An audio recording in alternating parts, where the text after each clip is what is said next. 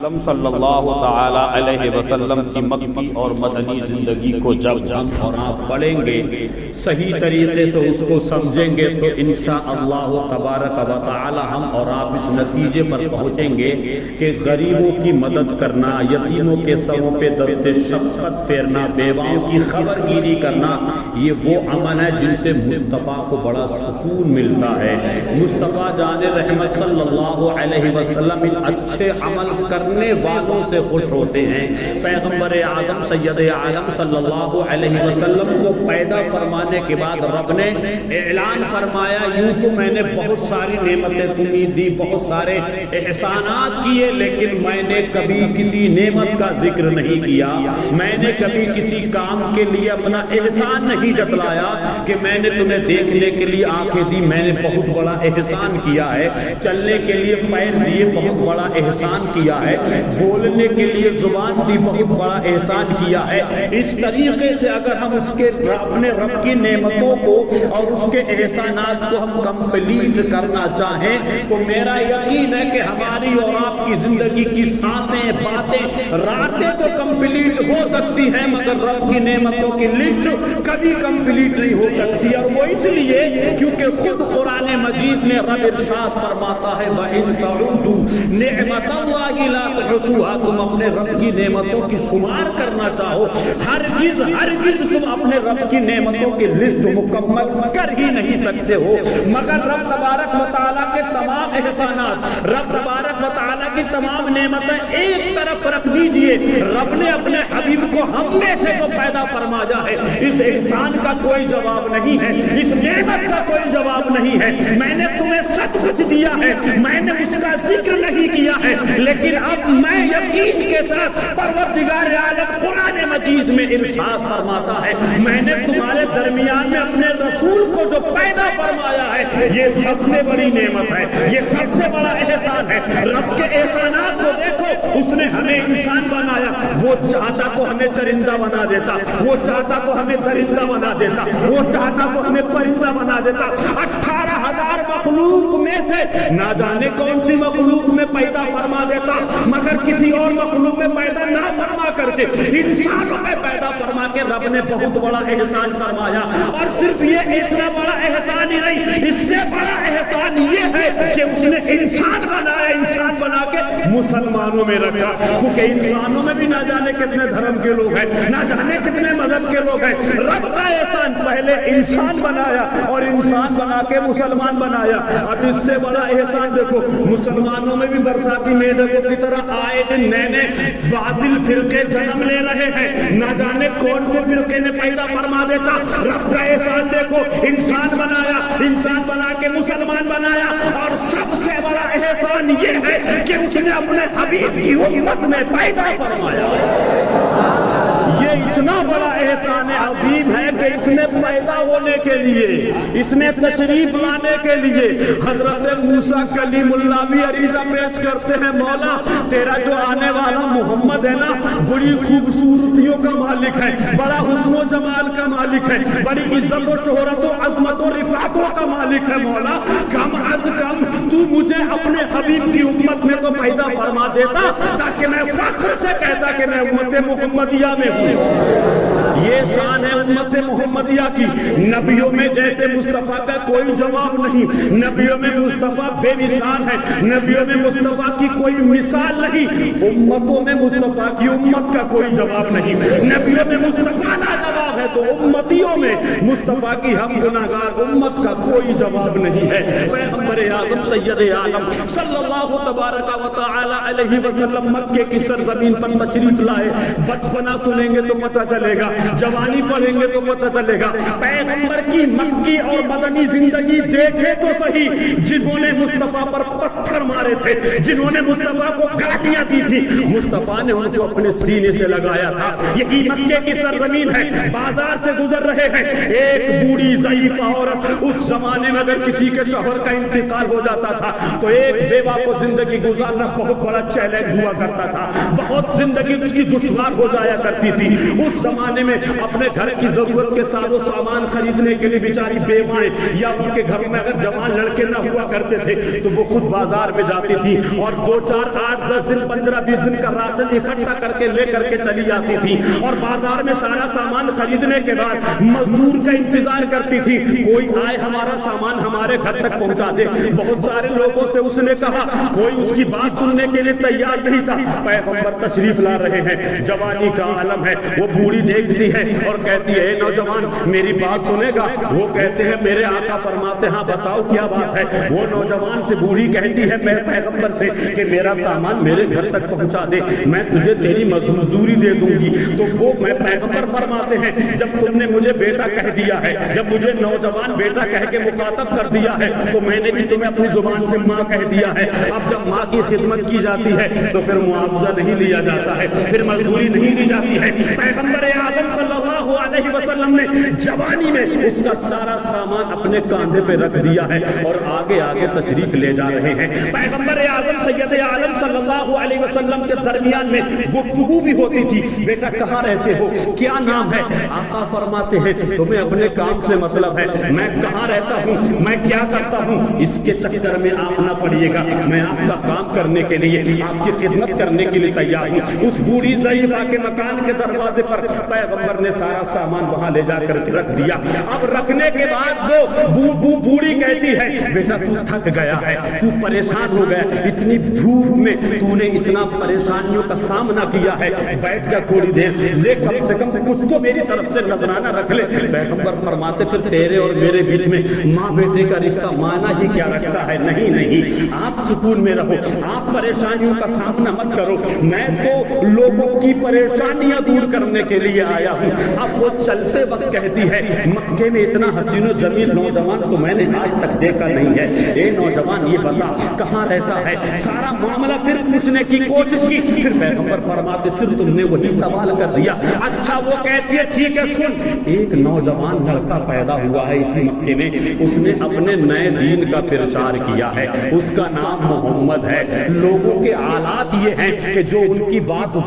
बात सुनता है उनका दीवाना बन जाता है, जो उनके पास बैठता है उनका परवाना बन जाता है। ना जाने उसकी जुबान में क्या तासीर है, अपने तो अपने बेगाने देखते हैं या उसकी आवाज को सुनते हैं तो उसका कलमा पढ़ के मुसलमान हो जाते हैं। ये नौजवान, मक्के में तुझसे ज्यादा शरीफ आदमी मैंने नहीं देखा, मक्के में तुझसे ज्यादा मेहनत करने वाला बंदा मैंने कोई नहीं देखा है। मुझे खतरा है, मुझे डर इस बात का है कि उस मोहम्मद का जादू माअज़ अल्लाह कहीं तेरे दिल पे असर ना कर जाए, इसलिए तू होशियार हो जा, तू खबरदार हो जा, उसके पास मत जाना। सुना है कि वो जिसके पास जाता है या जो उसके पास जाता है उस वक्त कलमा पढ़ के मुसलमान हो जाता है। अब पैगंबर पूछते हैं, ए बूढ़ी ज़ईफ़ा बताओ, क्या तुमने उस मोहम्मद को देखा भी है, उसको जाना भी है, उसको जांच पड़ताल भी किया है, उसको पहचाना भी है कि नहीं पहचाना है? तो कहती है, मेरी ख्वाहिश ही नहीं है कि मैं उसको देखूं जो मेरे माबूदाने बातिला के खिलाफ बोलता है, मैं उसको देखने की तमन्ना ही नहीं रखती हूँ जो मेरे लाख हुबुल और उज़्ज़ा की बुराइयां करता है, वो अपने जो जिसकी इबादत करता है वो उसका ही ऐलान करता है, वो अपना ही प्रचार करता है। पैगंबर नौजवानी के आलम में इरशाद फरमाते हैं, तुमने उसको देखा नहीं, तुमने उसको समझा नहीं, तुमने उसको पहचाना नहीं। अब पैगंबर पूछते हैं, अच्छा एक बात बताओ ईमानदारी से, क्या वो जिसके बारे में तुम बात करती हो उन्होंने कभी किसी को परेशान किया, उन्होंने किसी की हक तलफी की, उन्होंने किसी को गालियां दी, उनको किसी ने मारा, उन्होंने किसी को मारा, उन्होंने किसी के साथ ज्यादती की हो तो बता? तो फिर बूढ़ी कहती, हाँ ये भी सच है, जैसे ये सच है कि वो अपने आप को नबी अल्लाह का रसूल होने का ऐलान करते हैं, उससे कहीं ज्यादा ये सच है उन्होंने आज तक किसी का दिल नहीं दुखाया है, उन्होंने आज तक किसी की दिल आजारी नहीं की है, उन्होंने आज तक किसी को परेशान नहीं किया है। उनके बारे में तो ये सुना है, जो जाता है रोता हुआ हंसता हुआ चला आ रहा है, क्योंकि वो दरबार ही कुछ अजीबो गरीब शान का मालिक रहा करता है। पैगंबर नौजवानी के आलम में इरशाद फरमाते हैं, ए बूढ़ी ज़ईफ़ा, जिस नौजवान के बारे में तुम मुझे आगाह कर रही हो वो नौजवान कोई और नहीं, मैं खुद मोहम्मद इब्न अब्दुल्लाह। अब اب جب بوڑھی ضعیفہ نے اتنا سنا کہ یہ محمد ابن عبداللہ ہیں تو پھر مکے کے لوگ جھوٹ بول رہے ہیں، مکے کے لوگ غلط فہمی کا شکار ہیں، مکے کے لوگ مکاری کر رہے ہیں، مکے کے لوگ محمد کو سمجھ ہی نہیں پا رہے ہیں، اور جس نے محمد کو سمجھ لیا ہے، سلمان فارس سے آئے تھے، مصطفیٰ کو دیکھا تو کلمہ پڑھ کے مسلمان ہو گئے، بلال حبشی کو کوئی جانتا نہیں تھا، مصطفیٰ کی اخلاق کریمانہ زندگی دیکھی تو ہی بلال حبشی کلمہ پڑھ کے مسلمان ہو جاتے ہیں۔ یہ وہ دربار ہے جس کے بارے میں کسی نے کہا تھا کہ جب تک بکے نہ تھے تو کوئی پوچھتا نہ تھا، تم نے خرید کے ہمیں انمول کر دیا۔ پیغمبر فرماتے ہو کوئی اور دوسرا محمد ابن عبداللہ نہیں ہے، وہ میں ہوں محمد ابن عبداللہ جس کے بارے میں آپ کے ذہن میں لوگوں نے غلط فہمیاں پھیلا رکھی ہے۔ اب وہ کہتی ہے کہ جب تم محمد ابن عبداللہ ہو تو میرا دل کہتا ہے کہ تم کبھی جھوٹ بول ہی نہیں سکتے ہو، کیونکہ جو نبی ہوتا ہے وہ جھوٹ بولتا ہی نہیں۔ یہ ہے شان میرے آقا سید عالم صلی اللہ تعالی علیہ وسلم کی۔ بزرگوں، دوستوں، نوجوان ساتھیوں، مصطفیٰ کا کردار، مصطفیٰ کی اخلاقانہ زندگی، مصطفیٰ کی کریمانہ زندگی، مصطفیٰ کی مکی اور مدنی زندگی کو پڑھیے، اس کو سمجھیے اور اس کو اپنی زندگی میں اس کو کیچ کر کے اور مصطفیٰ کے بتائے ہوئے اصول و قواعد کے مطابق آپ زندگی گزار کے دیکھیں تو صحیح۔ آج پوری دنیا کا کفر اور شرک متفق و متحد ہو کر ایک پلیٹ فارم پہ جمع ہو کر کے اسلام کی جڑیں اکھاڑنے کی ناپاک کوششیں کر رہا ہے، مسلمانوں کو ختم کرنے کی ناپاک کوششیں کر رہا ہے۔ مسجدوں، مدرسوں، مزارات و قبر، یعنی تمام جو چیزیں جہاں سے دین کا کام ہوتا ہے، جہاں سے مصطفیٰ کا عشق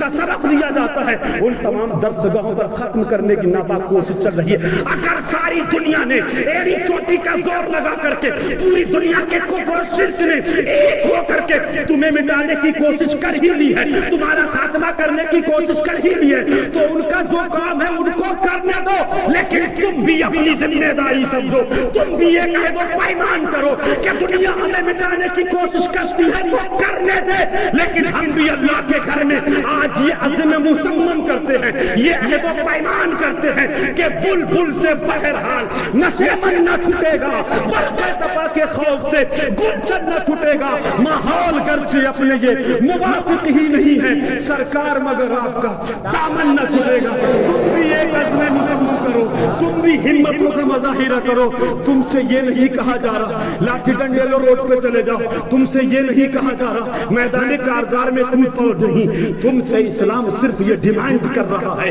اسلام نے جو چیز حرام کر دی ہے اس کو ٹھوکر مار دیجئے، اسلام نے جن چیزوں کو حلال کر دیا ہے ان کو سینے سے لگا دیجئے، کیونکہ قرآن مجید میں رب فرماتا ہے میرا رسول تمہیں جو دے وہ لے لو، اور جس چیز سے منع فرمائے اس چیز سے باز آ جاؤ۔ مسجدیں کثرت سے بھرو گے نا، اسلام کے اصول پر چلو گے نا، حرام کو ٹھوکر مارو گے نا، حلال کو سینے سے لگاؤ گے نا، میدان میں اترنے کی ضرورت ہی نہیں پڑے گی، تمہارے لشکر کو دیکھ کر کے کفر و شرک کے ماتھے پہ پسینہ آ جائے گا۔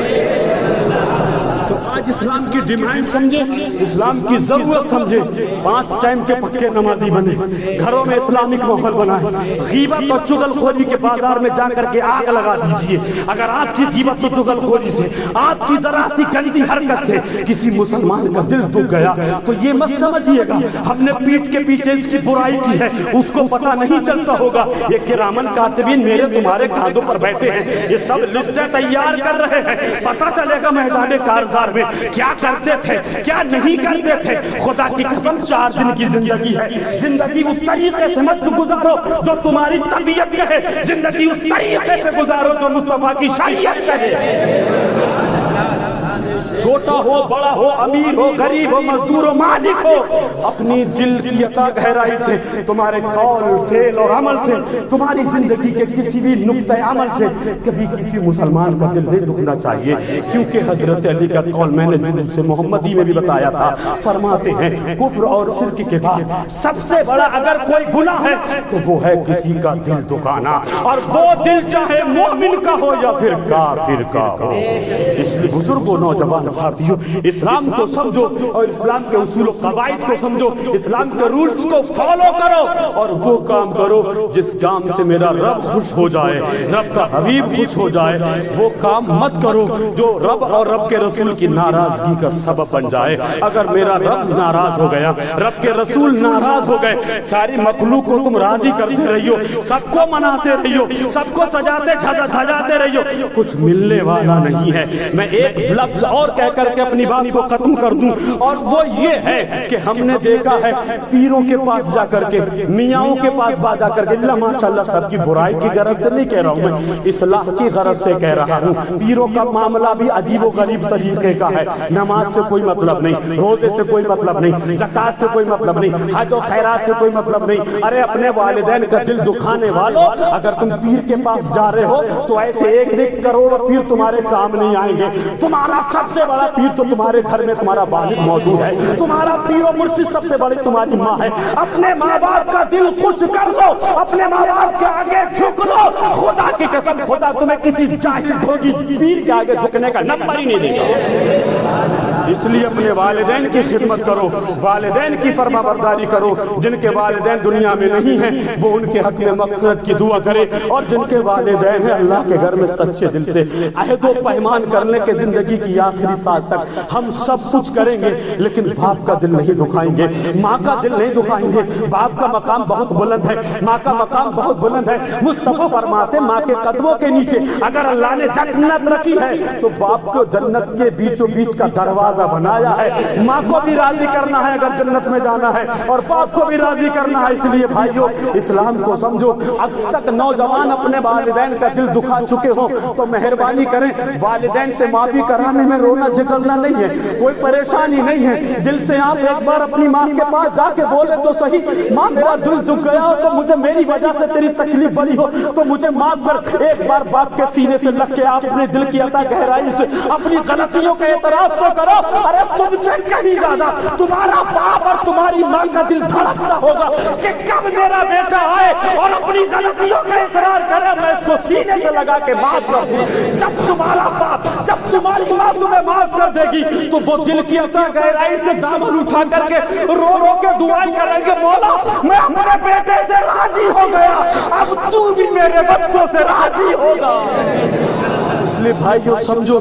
غور و فکر کرو، حالات بہت زیادہ خراب ہوتے جا رہے ہیں۔ ماں باپ کا دل دکھا کے لکھپتی کروڑپتی بن تو سکتے ہو، لیکن خدا کی قسم اچھے مومن نہیں بن سکتے، اچھے مسلمان نہیں بن سکتے۔ تم اپنی زندگی کا معمول بنا لو۔ ہم صبح کو کاروبار جائیں گے، اللہ کی عبادت کریں گے اور ماں باپ کا چہرہ دیکھیں گے۔ نبی فرماتے ہیں محبت کی نگاہ سے ماں باپ کا چہرہ دیکھنا حج مبرور کا ثواب بھی ملتا ہے۔ اسلام اسی کو تو کہتے ہیں، صرف ماں باپ کے چہرے کو دیکھنا جب حج کا ثواب ہے، اگر ان کے کہنے پر چلیں گے تو نہ جانے ہم روزانہ کتنے حج کرنے کا ثواب پاتے رہیں گے۔